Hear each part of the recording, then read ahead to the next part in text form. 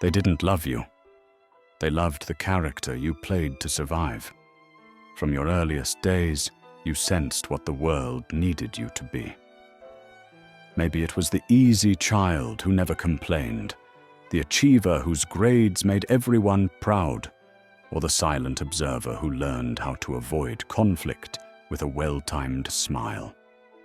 Carl Jung called this the persona, the mask you craft to win acceptance, love, or simply peace. Behind that mask, your true self, raw, impulsive, complicated, watched and waited.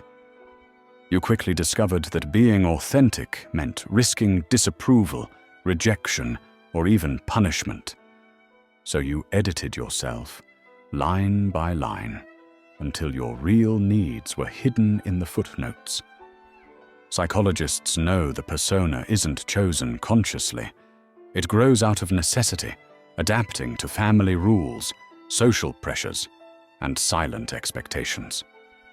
The mask becomes so practiced, so automatic, that sometimes you forget it's even there. By the time you enter adulthood, you might not remember what your unfiltered self sounds like. You move through life as the peacemaker, the caretaker, the performer, or the tough one who never breaks. Each role brings rewards, applause, attention, or at least the absence of criticism. But deep down, you sense the price. They don't love you, they love the illusion. This isn't just a theory.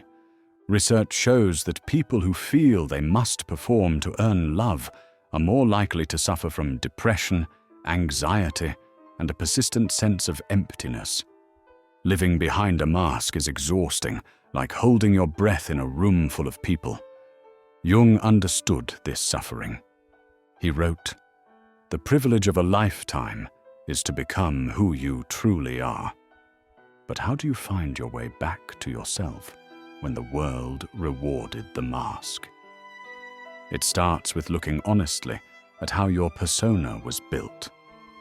Ask yourself, what did you have to become to be safe as a child?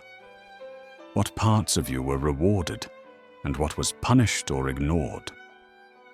For some, it's becoming invisible, never making waves, never having needs.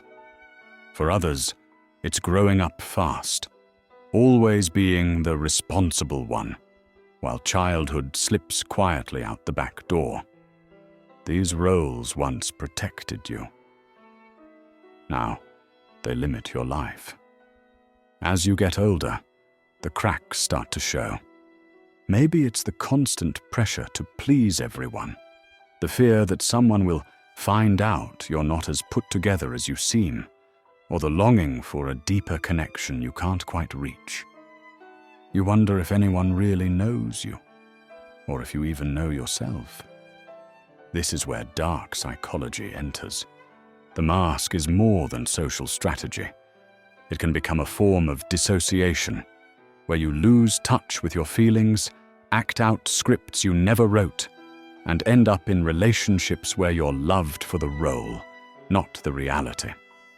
You begin to sense that the applause was never for you, only for the performance. And nothing is lonelier than realizing you're surrounded, but never truly seen. Jung believed healing starts when you stop mistaking the mask for your face. He called this the process of integration, welcoming back the messy, inconvenient, beautiful parts you hid away to survive. Here's how to start. First, practice radical honesty with yourself. When you notice yourself acting out of habit, pause and ask, who am I trying to please right now? What am I afraid would happen if I showed my real self? Next, begin to share small, unfiltered truths with safe people. It might feel terrifying to let the mask slip, but genuine connection only happens when you risk being known for real. If you have no one safe, begin with a journal or voice note. Allow the real you, awkward, bold, opinionated, sensitive, to step into the light. Notice the voices in your head that tell you to shrink, apologize, or smooth things over. These are echoes of the past, not your future. Thank them for keeping you safe. Then let them go. The next step is learning to sit with discomfort. Not everyone will love the real you. Some relationships, built on the performance, may fade when you stop playing the part. It will hurt, but remember, losing approval is not the same as losing yourself. Start choosing environments and people where you don't need to impress, rescue, or hide. The more you practice authenticity, the stronger you become. You will find your tribe, not the audience for your act, but those who value your unvarnished presence. Jung's work reminds us that the shadow, the hidden parts, are not our enemies. They are the source of creativity, intimacy, and real belonging. Integration isn't about being perfect. It's about showing up, fully alive, mask off, even when your voice shakes. You were never too much. You just stopped shrinking. If you're feeling lost behind your persona, know that you are not alone. Every human being builds a mask at some point.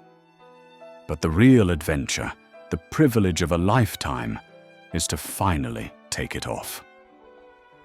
Carl Jung knew the journey was not easy, but he promised it was worth it. He said, "I am not what happened to me. I am what I choose to become." You owe it to yourself to find out who you are without the mask. Step forward, awkward, hopeful, imperfect, and real.